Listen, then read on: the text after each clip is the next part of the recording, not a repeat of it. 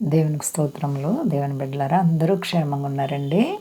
మన ప్రభువును రక్షకుడైన యేసుక్రీస్తు వారి యొక్క అపారమైన ప్రేమ మనలో ప్రతి ఒక్కరిని దీవించి ఆశీర్వదించును గాక. ఈరోజు దేవుని వాగ్దానం మార్కు సువార్త 11వ అధ్యాయం 24వ వచనం.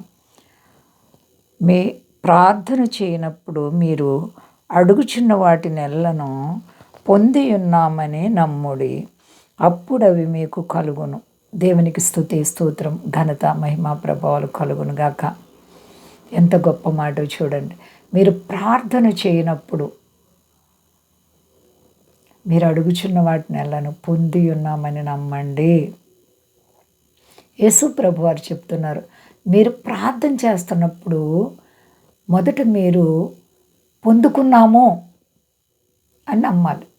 చాలామంది ప్రార్థించినప్పుడు సందేహం, అవుతుందా లేదా అనుమానమే పెద్ద పెనుభూతం.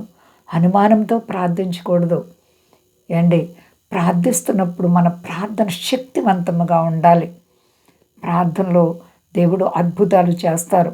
ఏలియా ఆసక్తితో ప్రార్థించారంట. ఆయన ప్రార్థన చేసినప్పుడు పొంది ఉన్నానని నమ్మారు. 3.5 సంవత్సరాలు వర్షం కురవకుండా ఆగిపోయింది.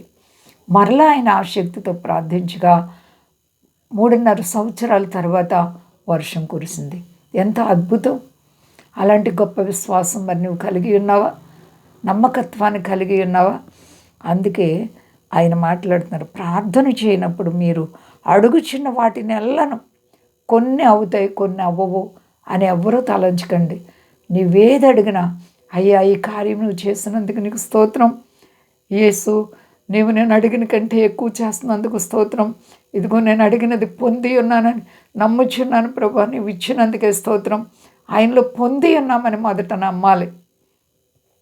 నమ్మటనే వలనైతే నమ్మేవానికి సమస్తము సాధ్యం. అపవాది అంటాడు కదండి, ప్రతి ఒక్క విషయంలో కూడా విశ్వాసాన్ని తరుముతూనే ఉంటాడు. ఏదో రూపంలో పడగొట్టాలి, ఏదో రూపంలో మరి విశ్వాసాన్ని తొలగించాలని అపనమ్మకాలు కలిగిస్తాడు. అసలు మన దేవుడు మాట తప్పుడుకున్నాడు కాదు. అందుకని అంటున్నారు, మీరు అడుగుచున్న వాటి నెలను పొంది ఉన్నామని నమ్ముడి, అప్పుడు అవి మీకు కలుగును. ఎప్పుడైతే పొందుకున్నాం దేవా అని నమ్ముతారో అప్పుడు పొందుకుంటాం. అప్పుడు ఒకవేళ ఇంతవరకు నీ ప్రార్థనలో సంపూర్ణమైనటువంటి నమ్మకం లేదేమో, దయచేసి నమ్మకత్వాన్ని స్థిరపరచుకో. అంతా క్షేమంగా ఉన్నారండి. ప్రార్థించుకుందాం. ప్రేమ నమ్మకమైన మా తండ్రి, అవును ప్రభు, అడిగిన వాటికంటే ఎక్కువ చేసే దేవుడు మా ప్రభు. మా ప్రార్థనలు ఎప్పుడు త్రోసివేయలేదు. మన ఆయన మా దేశాన్ని, దేశ నాయకులను కాపాడండి. మా దేశ ప్రజలందరినీ రక్షించండి. స్వదేశాల బిడ్డలను కాపాడండి. రుణాలు సమస్యలు విడిపించి సర్వ ప్రపంచాన్ని చల్లగా కాపాడి మహింపు శక్తిగా లేసేనామని అడుగుతున్నాను తండ్రి. ఆమేన్. అందరికీ వందనాలండి. మా కొరకు పరిచయం కొరకు అందరూ ప్రార్థించండి. ప్రభువారు మిమ్మల్ని, మీ బిడ్డలు, మీ కుటుంబాలను దీవించి ఆశీర్వదించును గాక. ఆమేన్.